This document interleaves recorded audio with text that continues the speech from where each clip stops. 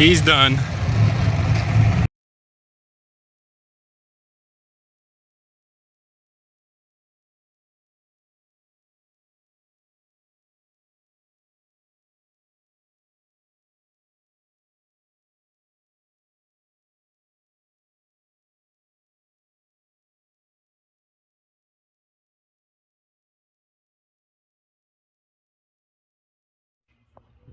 Okay, everybody, I'm going to try to run through what has happened the past few weeks real fast. So, here we are, 86 Grand Prix, right? Right. Okay. As you can see, the front end is off, and it may stay that way for a little bit. So, a few weeks ago, I went to an 1/8 mile track and tried my luck, and I had none. Blew the freeze plugs out of it, and come find out it's kind of a common issue, but I wasn't really sure if I had like a coolant leak or not. And then I went to Terre Haute here a week or so ago, and I made one pass after the tech guy was like, no, this isn't happening, because there was no safety equipment in the car.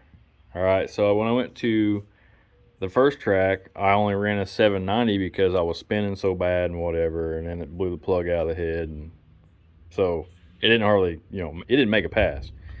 So I get to Terre Haute, and this tech guy is like, do you have any safety equipment in the car? I'm like, no. He said, you got a drive shaft loop? No. No roll cage? No. I mean, the seat belt barely latches. All right, so there's not much in it. Son, he asked me, what's it run? I said, last time I was at the track, it only ran a 790. So I don't know. So he lets me make one pass, and I blast off a 661 at 112. So on a good launch, that would have been a low 6, I think. And but I foot braked it because for whatever reason my trans brake wasn't working. My data logger wasn't working. I wasn't even sure if the second fuel pump was coming on or not. So let me show you some of the damage from that. This may have something to do with my tune-up just a little bit because I don't know what I'm doing. And that's pretty obvious here. These gaskets should have held up a little bit better than what they did. These are the Athena, Athena gaskets. Everybody, that was kind of the craze there for a little bit. I don't know if anybody's still wanting these things or not. But ARP head studs. I am going back to a 7-layer MLS gasket from just GM. The LS9 gaskets. But I am going to talk to Cometic also maybe tomorrow and see about doing like a custom size. The reason that is because this is this is roughly a 4-inch bore. I forget what the actual size is. And then it's bored 30 over for these pistons. And so Cometic offers a new gasket called the MLX. And the MLX is specifically made for boosted applications. So I want to give them a try, but their bore sizes start at 4-inch and 40 thousandths, and then they jump all the way up to 4 and 150 thousandths, where you're only wanting to be 30 to 60 thousandths above your bore size anyways. And the reason for that is because if you go too big, it might put your firing somewhere it doesn't need to be, but also you're lowering your compression by having all the extra space. You know what I mean? The open space in between the combustion chamber and the bore of the block. If you're going like way big. Now, you wouldn't think that'd be that much, but there is a calculator out there that would put it like it would drop the compression like 0.2 points or something. Not that it's a big deal, but I'd rather have something that's closer to correct. Then if you go too small, the concern is you would have the gasket hanging off, possibly hanging off into the bore, and it would create a hot spot. And I have seen that. I have seen that before, and so I don't want to be part of that either. So I want to try to find a gasket. I want to see if they'll make something closer to a 4/100 or a 4" and 60 thousandths or something along them lines. Comatic is kind of a small job shop, you know. So I've been told. I've never been there. I'm just going by what I've been told. So anyways, as far as the pistons go, the pistons actually look okay. They're nice and clean. I'm actually kind of impressed at how clean everything was. I've been running E85, and that's really nice. But let me try to just show what these rings do. These rings are supposed to be round. They're obviously not round, and they're obviously letting pressure pass. And here's where it actually spit coolant out the other day. So that was at Terre Haute. So while I made that pass, I also shot a little bit of water out of it. Not much, I don't think. I don't know. I didn't even notice it until after I was parked. I drove around leaking water. I don't think it was much, so I'm not too concerned about it. Nobody else had a concern with it. So, let's see. What else can I tell you? I don't know how many of you know it, but my radiator is in the back of the car. That's what these hoses are for. These are my radiator hoses, and that has been working out great. Let's see if I can show you more of that. Here the big yellow hoses are. Yeah, those are going to the back of the car, and that's been great. Been keeping cool. But so you've seen the rings up front, right? So the rings get put on with the gasket. Let's see, where's one at? Here's one right here. I left this all on here so I could show you just what is happening here. So this ring, oh, this one's actually stuck on there pretty good. There we go. This ring has a another ring protruding off of it. Actually is made to dig into the aluminum. I don't know if I can get a good picture of that. Kind of hard to tell. I'm sure it's hard to tell with the camera. You can kind of see that just a little bit there. Okay, that is supposed to dig into the aluminum, so anytime you have to change them, you're really supposed to deck the heads off. But as you can see, some of these, look what it did to the cylinder head. Just chewed it up, right? So anyways, my brother is going to actually deck those off for me.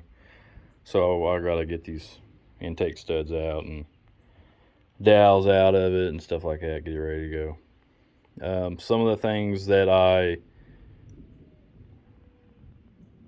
we'll get to this. Some of the things that I wanted to change on this car eventually someday down the road. So here is the intake setup. That has actually worked really well. So while it's leaking E85 all down my trunk lid here, this is like all one unit now. Like, so I got this Holley high ram. The regulator is not mounted to the intake, but maybe someday, I don't know, it's not a bad deal the way it is. The injector harness connects here, and that's just set up through Holley. That's the way the Holley Terminator harness is. And then my fuel lines, I've only made them this long, and that was for a good reason. I was actually thinking ahead on that. So my fuel lines actually come up to this plate, and then from this plate, now I can connect whatever engine I want. This is just, you know, high pressure, low pressure. So if I want to put a big block Chevy in this thing someday down the road, I can do it, whatever. And then I also have this this other elbow with this line feeding my nitrous solenoid setup, which I don't have plumbed up yet on the car. So that worked out really well. The things I don't like is the turbo setup. Because the turbo setup is actually mounted. So I've got the hooker manifold, right? And then, here we go. This is kind of a bad deal here, but this brace is actually made to bolt to the head, and then it has another thing here to bolt to the block. So this is kind of all one separate unit also, and it's nice, but I would like to someday have it set up to where it's mounted on the car and separate from the engine. So that way, if I'm tearing this thing apart, I'm not having to pull the turbo stuff off of it. It can stay on, and then the engine can come apart. You know what I'm saying? Make it to where it's serviceable, a little easier. So with that being said, there are some things I'd like to change on it, but for right now, I'm not going to change it. It's a lot of work to fabricate this stuff. It's just myself and a friend of mine that's doing this, that do any of the fabrication work, and I don't even have a welder here yet, or any fabrication stuff I do not have in this garage because I do not have room for it. I just don't have it. So it's kind of a pain in the butt to kind of drag this car around just to fit stuff up, weld stuff up right. Kind of an ordeal. But anyways, I did switch over to manual steering, an actual manual steering box, and I hate it. Absolutely hate it. I got that from Speedway. After I did this, I got into another car that had manual steering on it. It was actually a 55 Chevy Gasser, and drove it around. And you would have thought that that car had power steering on it. It steered so nice. It had manual steering. And then this one has manual steering, and it is just a pile. Like, I hate it. So if anybody watches this and gets this far into the video and notices that I have a junk manual steering gearbox and they have any solutions, maybe you could let me know what to do. The only other thing I can think of is switching over to a manual rack and pinion, which may happen. I don't know. I thought if I did that, I would switch over to the tubular front ends.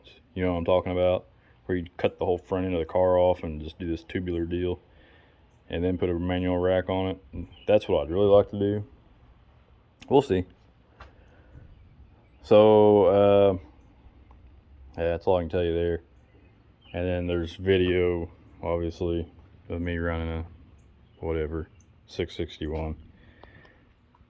So oh yeah, also after making that pass, I the following Monday called a couple local shops about putting a cage in this car. So I guess I'm going with an 850 cert cage.